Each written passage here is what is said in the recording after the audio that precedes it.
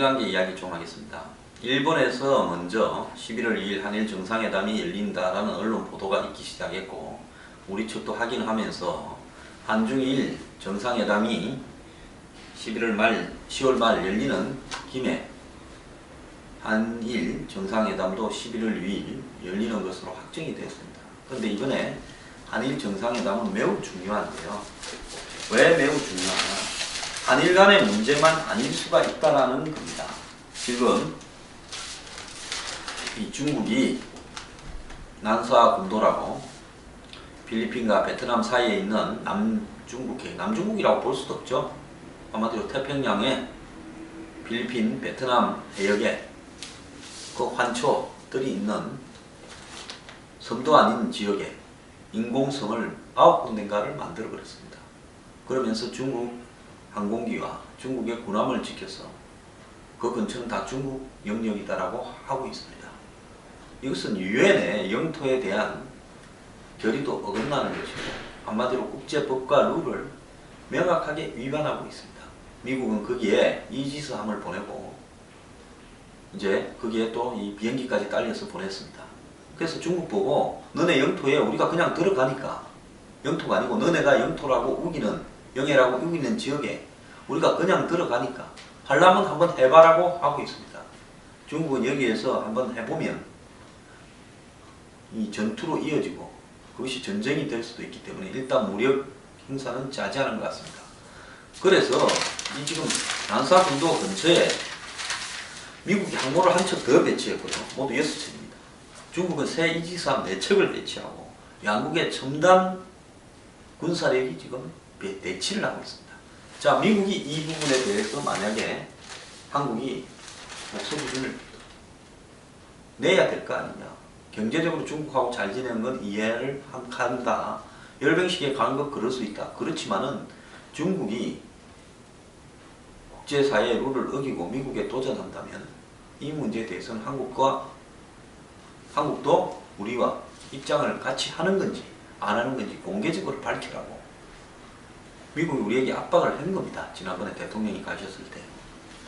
자, 이런 상황에서 미국은 자신들의 무조건, 한마디로 미국 앞에서 말 잘 듣는 강아지처럼 머리를 숙이면서 미국의 아쉬운 부분들을 다 대처해주고 있는 일본, 즉 중국을 겨냥해서 일본은 전적으로 미국의 군사기지를 제공하고 또 거기에 대한 분담금도 내고 미국의 동북아 군사전략, 즉 한미일 3국 안보 구도를 갖다가 만들어서 중국에 대응한다는 부분에서 우리가 다 하겠습니다라고 나서고 있습니다. 그러면서 미국에다 일러주고 있습니다. 한국 한번 보세요. 중국에 완전히 경사대에 가고 있습니다. 친중입니다. 열병식도 갔잖아요. 중간에서 열심히 고자질도 합니다.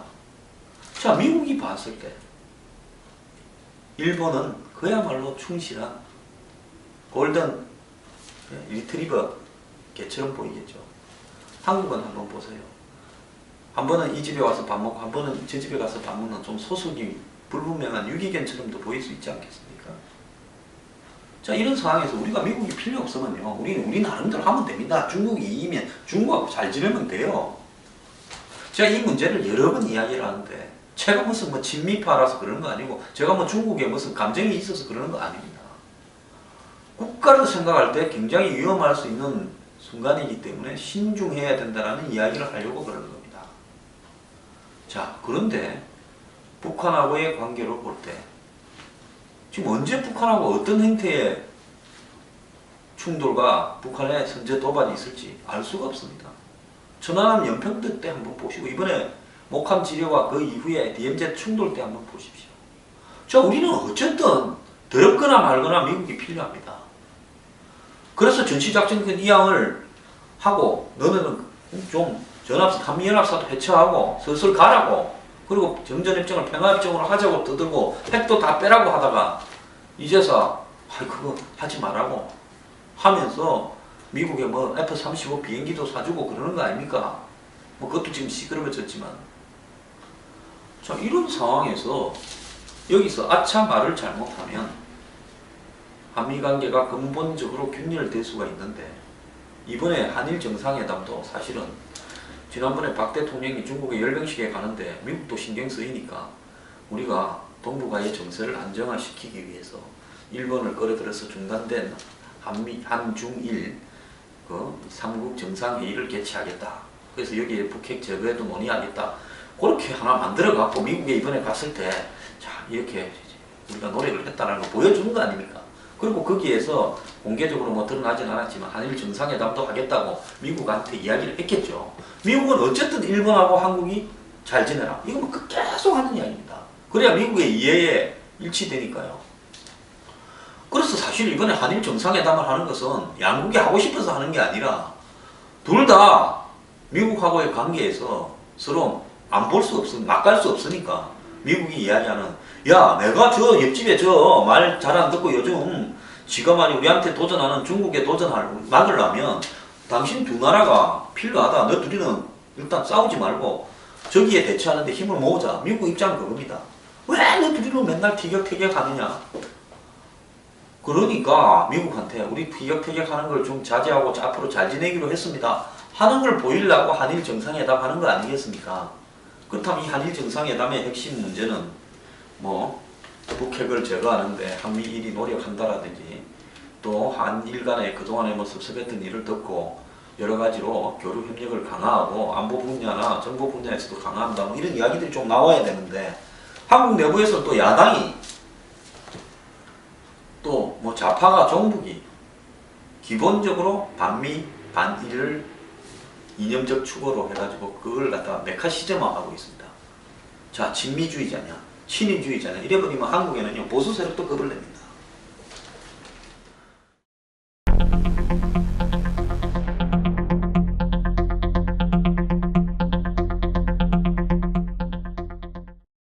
자, 이렇게 우리가 노력을 했다는 걸 보여주는 거 아닙니까?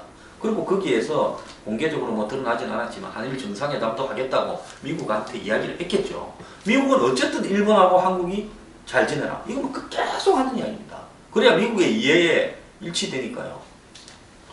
그래서 사실 이번에 한일 정상회담을 하는 것은 양국이 하고 싶어서 하는 게 아니라 둘 다 미국하고의 관계에서 서로 안 볼 수 막갈 수 없으니까 미국이 이야기하는 야 내가 저 옆집에 저 말 잘 안 듣고 요즘 지가 말이 우리한테 도전하는 중국에 막으려면 당신 두 나라가 필요하다. 너 둘이는 일단 싸우지 말고 저기에 대처하는데 힘을 모으자. 미국 입장은 그겁니다. 왜 너 둘이는 맨날 티격태격하느냐. 그러니까 미국한테 우리 티격태격하는 걸 좀 자제하고 앞으로 잘 지내기로 했습니다. 하는 걸 보이려고 한일 정상회담 하는 거 아니겠습니까? 그렇다면 이 한일 정상회담의 핵심 문제는 뭐 북핵을 제거하는데 한미일이 노력한다라든지 또 한일 간에 그동안에 뭐 섭섭했던 일을 듣고 여러 가지로 교류 협력을 강화하고 안보 분야나 정보 분야에서도 강화한다 뭐 이런 이야기들이 좀 나와야 되는데 한국 내부에서 또 야당이 또 뭐 좌파가 정북이 기본적으로 반미 반일을 이념적 추구로 해가지고 그걸 갖다가 메카시즘화하고 있습니다. 자, 친미주의자냐, 친일주의자냐 이래버리면 한국에는요 보수 세력도 겁을 냅니다.